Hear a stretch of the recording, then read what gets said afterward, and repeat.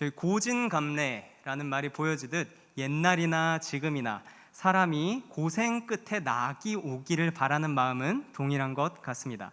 이 정확히 정해진 값은 없지만 그래도 내가 어느 정도 고생을 했으면 그 결과로 그에 상응하는 보답을 받아야겠다라는 심리가 사람들의 아주 보편적인 심리입니다. 이런 심리는 자기 자신에게만 적용되지 않고 옆으로 번지고 뻗어나갑니다. 이 경쟁률이 수십 대 1에서 수백 대 1까지 이르는 아주 험난한 도전에 대한 일들, 이를테면 대학 입시나 아니면 취업 도전기나 혹은 직장에서 아주 고난이도의 프로젝트를 성사시키는 일이거나 혹은 매우 고단한 군 생활을 마치고 제대하는 그런 군인에 대한 일들과 혹은 또 올림픽이나 운동 경기 같이 내가 승리를 거머쥐기 위해서 땀을 비를 맞은 것처럼 쏟아내면서 훈련을 하고 연습을 하는 이야기를 들어보신 적이 있으십니까? 가끔 그분들 중에는 감동이 올 정도로 와, 어떻게 저렇게 자기 자신을 쏟아내면서까지 집중을 할 수 있을까 노력하는 분들이 계십니다. 그런 분들을 볼 때면 저희 마음에 참 감동이 되고 저 사람도 고생 끝에 낙이 왔으면 좋겠다라는 응원하는 마음이 들곤 합니다. 이 고생 끝에 낙이 오리라, 소위 해피엔딩은 모두가 좋아하는 이야기일 것입니다. 오늘 본문에서 등장하는 이스라엘 백성들이 딱 이 상태입니다. 그 많은 고난을 다 견뎌내고 여기까지 왔습니다. 이전에는 애굽에서 종살이 했습니다. 이 얼마나 힘들었겠습니까? 남들 밑에서 같이 맞춰주고 살아가는 것도 힘든데 그 종으로서 시키는 것을 다 하며 하루 종일 노역에 휩쓸리며 살아가는 것이 얼마나 그들에게 많은 고통이 됐는지 모르겠습니다. 참 하나님께서 다행인 것이 하나님께서 이스라엘 백성의 기도를 들으시고 그 백성들을 해방시키게 하시죠. 참 다행인데 그리고 나서 그 다음에 백성들이 향한 곳은 사막, 광야였습니다. 이 모든 일이 다 이루어지고 나서 그냥 글로만 읽는 우리 입장에 봤을 때는 뭐 별로 어려운 게 없어 보이죠.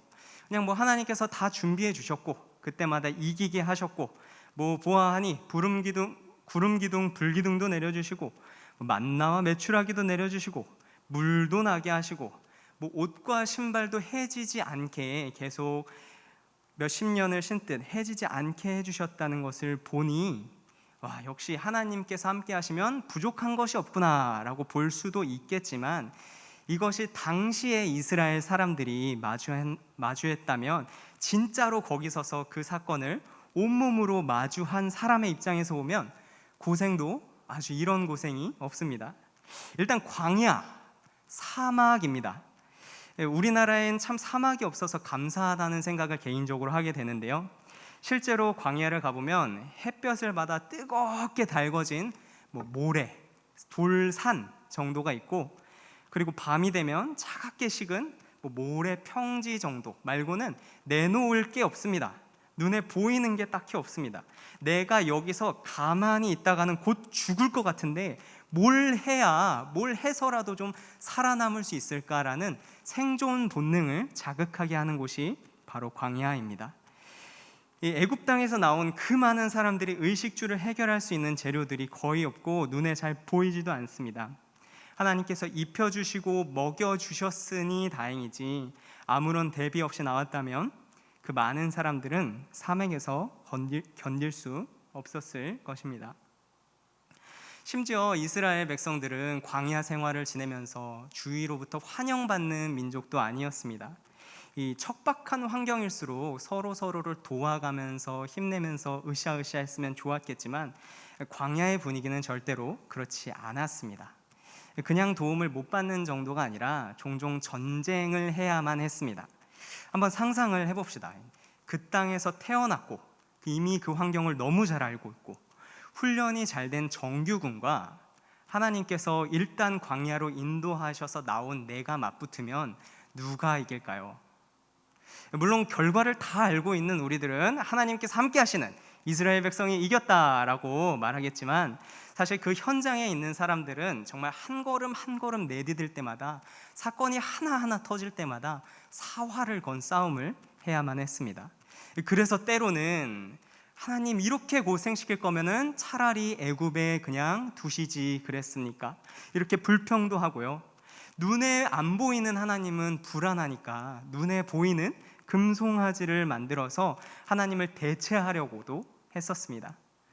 그렇게 숱한 고생과 난리를 거쳐서 그 세대는 이미 광야에서 다 죽고 다음 세대가 이제 약속하신 하나님의 가나안 땅에 들어가는 장면이 이 부분입니다. 여호수아 5장을 우리가 읽었는데 4장에서 이미 요단강을 건넜습니다. 이미 그 땅으로 들어서서 우리가 앞으로 정복해야 되는 민족들 사이에 들어왔습니다. 그리고 5장을 넘겨서 6장부터는 실제로 여리고도 그렇고 다른 민족들을 정복해 나가고 싸워가야 되는 그 목전에 있는 그 사이에 있는 것이 우리가 읽은 여호수아 5장이 되겠습니다. 이 보통의 상식으로는 이제 전쟁을 앞두고 있는 상황에서 우리는 무엇을 어떻게 준비해야 하겠습니까? 강해져야 합니다. 사람들의 사기도 높여야 되고 무기도 좋은 것으로 준비하고 정비해 놔야 되고요. 컨디션도 뭐 좋은 거를 먹든 어떻게 하든 해서 최상으로 올려놔야 되고, 상대방이 가지고 있는 것보다 내가 가지고 있는 것 중에 더 좋은 게 무엇일까 분석해서 거기서 승부를 보고, 하여튼 가장 강한 상태에서 그 땅을 정복해 나가려고 하는 것이 보통의 상식입니다. 그러나 오늘 하나님께서는 이스라엘 백성들에게 매우 충격적인 아주 독특한 것을 주문하십니다. 그것은 바로 할례를 행하라는 것입니다. 할례는 하나님과 언약 백성 사이의 징표로 남자 성기의 표피를 자르는 것이죠. 이걸 하면 당분간은 쉬어야 합니다. 아니, 쉴 수밖에 없습니다. 가장 전투력이 강하고 왕성해야 될 시점에 스스로 전투력을 제로에 맞춰서 약해지라는 것입니다. 이 특징을 알고 계획적으로 이루어진 사건이 창세기 34장에 있는데요. 바로 야곱의 딸인 디나가 강간 사건을 당했을 때였습니다. 이 디나가 밖에 나갔다가 그 땅의 추장 세겜한테 아주 수치스러운 일을 겪게 됩니다. 당연하게도 이 소식을 들은 디나의 오라버니들은, 디나의 형제들은 분노하죠. 어떻게 우리가 복수할 수 있을까? 그래서 한 가지 묘안을 생각해냅니다. 그것은 바로 그 땅에 사는 사람들에게 너희들도, 너희 성에 사는 남자들도 우리처럼 다 할례를 받아야 한다. 그래야만 우리와 교류를 할 수 있는 민족으로 인정을 해주겠다라고 얘기하는 겁니다. 이 말을 들은 세겜은 지체하지 않고 달려가서 자기 성 안에 이 소식을 전합니다. 그리고 모든 남자들에게 할례를 받게 합니다. 그리고 3일 뒤에 성 안에 모든 남자들이 아파할 때 디나의 오라버니 단 2명이 가서 성에 기습을 시도합니다. 결말이 어떻게 나왔겠습니까? 성 안에 있는 모든 남자들을 이 성인 남자 2명이 가서 모두 살육하고 돌아옵니다. 이 할례는 이런 것입니다. 한 번 하면 당분간은 완전히 무방비 상태에 처해질 수밖에 없습니다. 혹시 박물관에서 뗀석기나 그런 간석기, 유물을 보신 적이 있으십니까? 돌칼이라고 나와 있죠. 그런 걸로 오늘 이스라엘 백성들은 자신의 살을 잘라내는 그런 할례를 받으라는 것이죠. 전투력에 있어서 치명적인 손실입니다. 이미 강을 건너오고 사방에 적들이 쌓여있는 입장에서 그때 아주 소수의 병력이라도 넘어오게 된다면 속수무책으로 이스라엘 백성들은 당할 수밖에 없습니다. 이 언뜻 보기에 광야에서 고생은 충분히 할 만큼 한 것 같고, 약속한 가나안 땅에 들어와서 이제 막 들어와서 정복 전쟁을 하고 그들을 몰아내고 그 땅을 차지하고 약속을 실현해야만 할 것 같은데, 막 승전가도를 달려야만 하고 내가 이제부턴 주인공이고 내가 이 땅에서 주인이고 그것을 말해야 할 것만 같은데, 오히려 하나님은 이스라엘 백성의 힘을 약하게 하십니다. 사실 잘 생각해 보면 처음부터 하나님께서 이스라엘 백성에게 요구하는 것은 강해져라 너희는 전투에서 싸워서 이겨라. 뭐 힘을 기르고 어디에서도 밀리지 않는 전술과 지략을 길러라. 뭐 군량미를 확보해라. 그런 것을 요구하신 적이 없습니다. 그렇다면 그 힘든 연단의 생활, 오늘 본문에서 40년, 광야를 지나는 40년 동안 통틀어서 하나님께서 이스라엘 백성에게 요구하신 것이 무엇입니까? 우리 신명기 8장 3절 같이 읽어보도록 하겠습니다. 너를 낮추시며 너를 줄이게 하시며 또 너도 알지 못하며 내 조상들도 알지 못하던 만나를 내게 먹이신 것은 사람이 떡으로만 사는 것이 아니요 여호와의 입에서 나오는 모든 말씀으로 사는 줄을 내가 알게 하려 하심이라. 아멘. 하나님이 한결같이 요구한 것은 척박한 광야에서 무엇을 입고 무엇을 먹고 어떻게 살아남고 뭐 치열한 경쟁 사회에서 어떻게 해서 전쟁에서 이길 수 있는 건지 그런 법이 아니었습니다. 하나님의 목표는 하나님의 백성은 하나님의 말씀으로 사는 것이다 라는 것을 가르쳐 주는 것이었습니다. 여호와를 사랑하라. 그리고 여호와를 의지하라. 여호와의 명령을 지켜라. 나중에 광야를 지나고 그 땅에 돌아가서 배부르고 아름다운 것으로 가득하게 될 때에 내 힘으로 얻은 것이라 자랑하지 말고 여호와를 기억하라. 사람은 여호와의 입에서 나오는 모든 말씀으로 산다. 여호와를 의지하는 것이 너에게 복이다. 광야는 이것을 알려주고 훈련시키는 기간이었습니다. 마태복음 6장 33절도 같은 것을 증거합니다. 그런즉 너희는 먼저 그의 나라와 그의 의를 구하라. 그리하면 이 모든 것을 너희에게 더하시리라. 하나님의 백성은, 하나님의 사람은 하나님의 말씀으로 먹고 사는 사람입니다. 이 할례가 이것을 잘 보여줍니다. 할례는 하나님과 언약 백성들 간의 징표이자 상징이 됩니다. 물론 이 신약 시대에 오면서는 너희는 마음의 할례를 받으라, 즉 세례를 받으라 라는 것으로 변화했는데요, 기본적으로 나는 하나님의 사람이다 라는 상징으로 가지고 갑니다. 하나님의 백성으로 산다는 것은 어떻게 사는 것입니까? 내 생각을 내려놓고 내 생각이 있었던 곳에 오로지 하나님의 생각만을 갖다 놓겠다는 것입니다. 이 하나님의 부르심에는 외가 없습니다. 이미 나의 모든 것을 아시는 하나님, 내가 아는 것보다 더 많은 것을 아시는, 세상 모든 것들을 아시는 크신 하나님께서 주권적으로 우리에게 말씀하시고 우리를 부르시는 것이죠. 우리는 그때마다 부르심에 응해야 합니다. 마음속에 하나님의 감동이, 말씀이 밀려오는 것도 그 시기도 하나님께서 주권적으로 정하십니다. 하나님의 백성은 그 주권적인 섭리를 믿고 의지할 뿐입니다. 그리고 오늘 이스라엘에게 배운 것처럼 그것이 내 삶의 복이라고 믿습니다. 이스라엘 백성들이 힘들게 그렇게 광야에서 오랫동안 고생하면서 배워온 것이 이것이죠. 하나님의 백성은 하나님을 의지하는 사람이라는 것. 하지만 우리 가끔은, 아주 가끔은 저는 이런 생각을 해보곤 합니다. 그렇다면 하나님은 그 좋은 말씀을 그냥 알려주시면 되지, 왜 하필 굳이 이렇게 힘들 때 알려주실까? 이렇게 위태위태하고 위험할 때 알려주실까? 언젠가 한 번쯤 내가 배워야 할 것이라면 내가 좀 더 안정돼 있고 내가 좀 더 여유 있고 이것도 하고 저것도 하고 할 수 있을 때 그때 알려주시면 되지, 왜 굳이 이렇게 위기로 몰아넣고 그 교훈을 알려주실까 하는 이 질문 말입니다.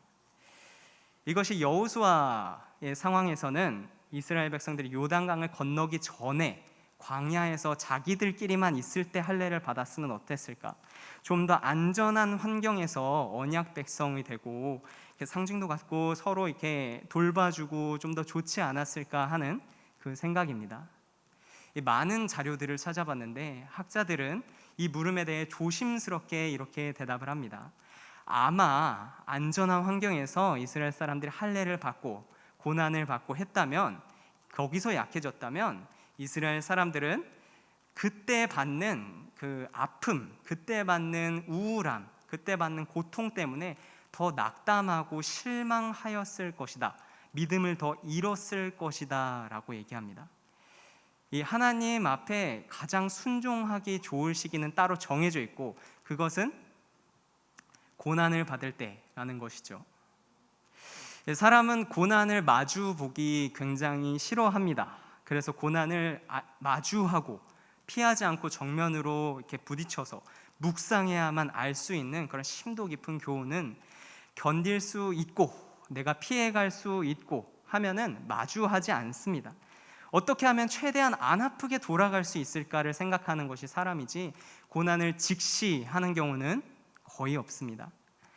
하나님은 이런 사람을 너무 잘 아시는 것이죠. 그래서 때로는 다른 곳으로 도망가지 못하도록 도망갈 곳을 하나 둘씩 막으십니다.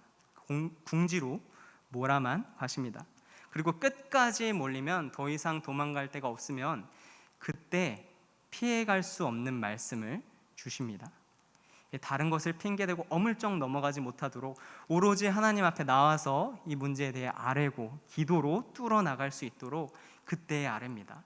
사람의 눈으로 보기에는 왜 하필 이 시기에, 왜 하필 이렇게 어려울 때 이 말씀을 나에게 주시나, 그런 생각이 들 수 있지만 하나님이 보시기엔 그 시기가 아니면 안 된다는 것이죠. 하나님께서 내게 말씀하시는 그 시기가 순종하기 가장 좋은 시기입니다. 고난을 당했는데 빠져나갈 재간이 없으십니까? 하나님 앞에 나오시기 바랍니다. 지금 내가 가장 강해야 하는 시기인데 이제껏 이리저리 많이 준비를 해왔는데 이상한 곳에 발목 잡혀 있다고 생각하십니까? 하나님께 나오시기 바랍니다. 사방이 적들로 둘러싸여 있다면 마찬가지로 하나님 앞에 나오시기 바랍니다. 이스라엘 백성들이 광야를 지나며 배웠던, 심지어 광야를 지난 지금 이 마지막 그때까지 하나님이 가르치시는 그 교훈은 하나님을 기억하라, 하나님을 사랑해라, 그리고 하나님을 의지해라 라는 것입니다. 광야를 지나고 계시거나 광야에서 이제 막 빠져나오시는 분은 그때가 하나님을 의지하고 하나님의 말씀을 순종하기에 가장 좋은 시기라는 것입니다. 이 설교를 준비할 때까지만 해도 백신이 많이 풀리고 이제 마스크를 벗는 시기가 오네 만에, 그리고 앞으로는 사회 문화 활동을 많이 할 수 있네, 그런 기대가 만연하던 시기였습니다. 그런데 정말 놀랍게도 제가 이 본문을 정하고 하나님은 때로는 우리가 강해져야 된다라고 생각할 때 약하게 하신다라는 본문을 정하니 갑자기 코로나 확진자 수가 증가하고 이 전반적으로 이 방역 수치가 높아져서 이 무엇 하나 하기 힘든 세상이 되어져 버렸습니다. 그때도 참 델타 변이가 나오고 아직까지 코로나가 끝나지 않았다고는 했지만, 개인적으로는 이제야 교회에서도 많이 모이고, 그리고 온라인으로 이렇게 실험적인 것들을 하는 것이 아니라 우리가 직접 만나서 안정적으로 함께 나누고 모이고 기도할 수 있겠구나라는 기대를 품고 있었을 때였습니다. 하나님은 이렇게 우리가 피해갈 수 없는 곳으로 우리를 모십니다. 도무지 피해갈 수 없는 이 답답한 상태를 통해서 하나님께서 각자에게 주시는 음성을 듣기를 소망합니다. 하나님께서 바라시는 것은 내가 어떤 능력을 갖거나 강해지거나 뭘 이기거나 갖추거나 자격을 갖추거나 하는 것이 아닙니다. 하나님은 능력이 많으신 분입니다. 우리 배웠지 않습니까? 하나님이 세상을 창조하시고 우리를 이 땅에 보내시고 모든 것들의 주인 되시고 앞으로의 이 세상을 계획하시고 운행하고 계십니다. 겨우 우리의 지혜나 힘을 빌려 쓰지 않는다고 해서 아쉬워하실 분이 아니십니다. 하나님의 관심은 내가 다른 것을 특별히 못한다 하더라도 약속대로 그 안에서 모든 것을 선으로 이끄실 줄을 볼 줄 아는가, 그리고 그것을 감사할 줄 아는가, 믿는가입니다. 그것을 감사하고 믿는다면 그 다음은 하나님께서 일하십니다. 본문에서 이스라엘 백성들도 매우 안전하게 전투력을 다 상실해버린 시기를 잘 지나갑니다. 당사자는 아마 몰랐을 수도 있겠지만 5장 1절의 말씀을 같이 읽어보면 다음과 같이 나옵니다. 요단 서쪽에 아모리 사람의 모든 왕들과 해변에 가나안 사람들의 모든 왕들이 여호와께서 요단 불을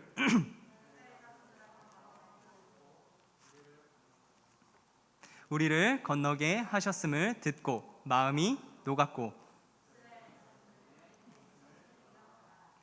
이스라엘 자손이 온다는 소식을 듣고 이미 마음이 녹았고 이미 정신을 잃었기 때문에 안전하게 보낼 수 있었죠. 옛날에는 전쟁이 일어난다, 어느 민족이 쳐들어온다 라고 하면 그 사람하고 싸우는 게 아니라 그들이 섬기고 있는 신과 싸운다고 생각했습니다. 그래서 우리가 믿는 신과 저들의 신이 싸운다는 거죠. 저들의 신이 더 강하면 우리가 지는 거고, 우리의 신이 더 강하면 우리가 승리한다고 믿는 것입니다. 이들이 마음이 높고 두려워했던 까닭은 이스라엘의 군사력이 높고 잘 훈련된 그런 것들이 아니라 광야에서부터 돌아온 그들과 함께하는 하나님에 대한 이야기를 들었기 때문입니다. 하나님에 대한 이야기를 듣고 우리 신은 도저히 하나님을 상대할 수 없다라고 생각하는 것이죠.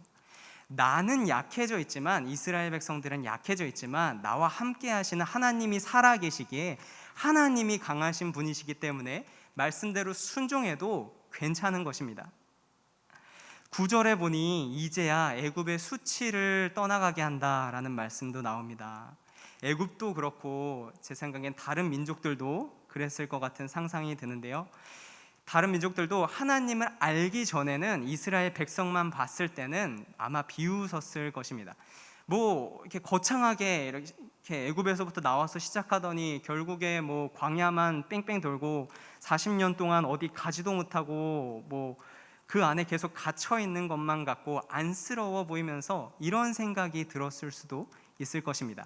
차라리 내가 믿는 신을 믿었으면, 너희들이 믿는 하나님 말고 내가 믿는 신을 믿었으면 너희들 그렇게까지 고생 안 해도 될 텐데, 차라리 너희들 더 편하고 안락하게 살 수 있었을 텐데, 이러면서 조롱하는 건 말입니다. 만약에 이스라엘 백성들이 여기에 속았다면 어떻게 되었을까요? 온전한 언약 백성일 수 없었을 것입니다. 오늘 읽은 약함 속에 평화를 누리는 민족이 되지 못했을 것입니다. 그들은 기억하고 끝까지 기억했습니다. 하나님을 의지해야 되는 것을 말입니다. 하나님의 일하심을 이미 경험했기 때문에 다른 곳으로 눈 돌리지 않고 오로지 하나님의 말씀 따라 순종할 수 있었을 것입니다. 세상은 오늘도 우리에게 동일한 시험을 던집니다. 이른바 세계관 싸움이라고도 하는데요. 세상도 압니다. 저 사람 교회 다닌대, 저 사람 열심인 교회 사람이야, 압니다. 그리고 나서 이 사람들과 같이 판단합니다.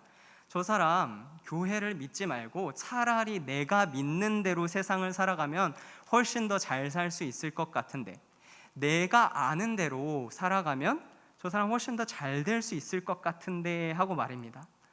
그렇게 조롱하는 경우도 있습니다. 이 참 마주하기 어려운 유혹이고 시험입니다. 이런 이야기가 있습니다. 중세시대에 아주 신령한 수도사가 있었다고 합니다. 경건하고 아침에 일어나서 기도하고 또 이제 밥 먹고 기도하고 말씀 많이 알고 어떤 시험이 와도 마음이 흔들리지 않는 참 경건한 그런 수도사가 있었다고 합니다. 어느 날은 이 마귀가 와서 이 수도사를 시험합니다. 어떻게든 하나님으로부터 마음을 떼어놓으려고 이것저것 유혹을 하고 많은 것들을 시험합니다. 이 수도사는 흔들리지 않았다고 합니다. 아무리 좋은 말로 속삭여도 통하지 않고 오로지 마음을 하나님께 정했다고 합니다. 마귀가 이걸 해도 안 되고 저걸 해도 안 되니까 마지막에 한마디 합니다. 너 옛날에 너 아래에 있었던 걔 기억하지? 걔 어디 대도시의 수도 원장이 됐던데? 이 말을 들으니까 수도 원장이 마음이 막 흔들립니다. 하나님 말씀 말고 세상에서 소위 잘 되고 먹히는 방법을 따라갔다면 나도 저렇게 될 수 있었을까? 하는 이 유혹은 우리 경건한 마음을 흔들어 놓기에 아주 큰 시험이 됩니다. 그럼에도 불구하고 세상에서 신자의 자세는 적당히 타협을 할 것은 하고, 내가 확실하게 보여줄 수 있는 것은 또 확실하게 보여주고, 그렇게 또 인정도 받고 주고받고 주고받고, 그렇게 잘 되는 것이 아닙니다. 어떤 상황이든지 그 안에서 하나님의 뜻을 분별해야 합니다. 그리고 나온 하나님 말씀 앞에 나에게 주신 하나님의 말씀 앞에 나의 믿음을, 나의 가치관을 내어 드리는 것이죠. 여호수아라는 이름의 뜻은 여호와가 구원하신다라는 것입니다. 여호수아도 처음에 나왔을 때, 젊을 때는 참 주변으로부터 촉망받고 이렇게 기대를 많이 받는 인재였습니다. 그러나 여호수아가 살아가면서 마주했던 것은 그 주위의 기대와는 다르게 자기의 이름과 같이 자신의 능력을 훌쩍 뛰어넘어 버리는 일이었습니다. 하나님이 일하시지 않으면 자기 스스로는 어떻게 할 수가 없는 그런 일이었습니다. 여호수아는 평생에 살면서 그런 일하심 가운데 하나님을 마주했고 하나님께 자기 마음을 온전히 내려드립니다. 하나님은 여호수아와 백성들에게 이런 믿음을 요구하십니다. 믿음은 어려운 것이 아닙니다. 어디 동양 철학에서 돌을 닦는 것처럼 알다가도 모르겠고 있다가도 없는 것 같고 나는 부족하니 더 닦아야 될 거고 그런 것이 아닙니다. 두 마음을 품지 않는 것이 믿음입니다. 하나님을 의지하는 것, 하나님 신뢰하는 것, 그것이 신자에게 믿음이 됩니다. 지금도 하나님은 자기 백성들에게 어떤 능력을 요구하시거나 자격을 갖추거나 말씀하시지 않으십니다. 하나님이 요구하시는 것은 바로 이 믿음입니다. 만약 필요하다면 하나님께서는 우리를 광야로 다시 몰아가실 것입니다. 이때의 하나님의 마음은 어디 그래 한번 얼마나 잘하나 보자, 어떤 수를 쓰나 보자가 아닙니다. 나의 마음을 어느 곳에 두는지 보자입니다. 우리가 무엇을 보여드려서 그 크고 우리가 할 줄 아는 것보다, 우리가 드릴 수 있는 것보다 더 많이 가지신 하나님 앞에 인정을 받을 수 있겠습니까? 거기에 믿음을 뺀다 그러면 무엇이 남겠습니까? 고난 가운데 찾아오는 하나님의 음성을 들어야 합니다. 그냥 말씀하시면 잘 안 들으니 굳이 고난 가운데로 밀어넣고 들려주시는 하나님의 음성을 들어야 합니다. 때로는 그것이 나를 약하게 하는 것일 수 있습니다. 왜 하필 지금 찾아오는 것인지 의심이 들 수 있습니다. 나는 열심히 살면, 하나님을 잘 믿으면 세상에서 좀 더 많이 가질 줄 알았는데, 좀 더 점잖게 살 수 있을 줄 알았는데, 하나님께서는 그것을 다 뚫고 내려가서 그 밑에서 주시는 은혜를 내려주십니다. 세상에서는 그것을 볼 때에 무명한 자 같고 아무것도 가진 게 없는 자처럼 보일 수도 있겠으나 그때의 수치는 하나님께서 벗겨주십니다. 우리의 수치는 하나님 앞에서 벗고 하나님 앞에서 인정받는 것입니다. 우리들은 이른바 앞에서 서두에서 얘기했던 해피엔딩, 하나님을 의지하고 하나님께 인정받는 삶, 하나님께 의뢰하는 삶이 우리에게 복으로 다가오는 것입니다. 어느 곳에 있든지 나의 믿음을 하나님께 드려 요동치지 않는 성도님들이 되시기를 소망합니다. 같이 기도하도록 하겠습니다.